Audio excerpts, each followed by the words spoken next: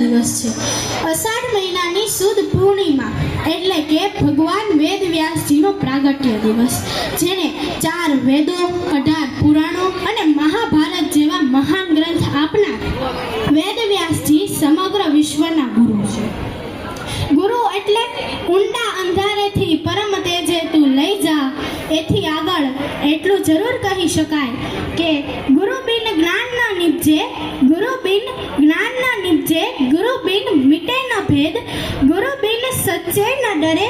ભલે વાંચો ચારે વેદ।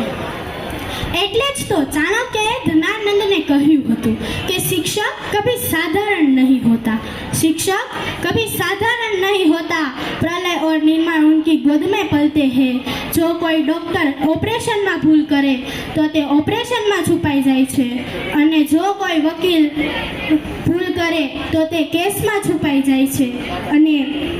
जो कोई एंजीनियर भूल करे तो ते चणाती बिल्डिंग में छुपाई जाए छे, अने जो एक शिक्षक भूल करे तो ए आखा राष्ट्र में देखाय छे। एटले ज तो संत कबीरजीए कह्युं हतुं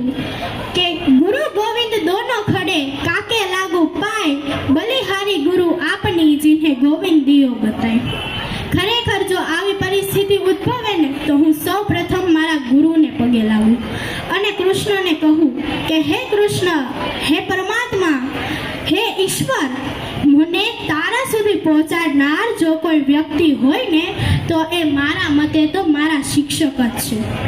અને અંધારામાં જો કોઈ તેજનો લીસોટો પાડનાર જો કોઈ વ્યક્તિ હોય તો એ મારા ગુરુને હું એટલું જ કહીશ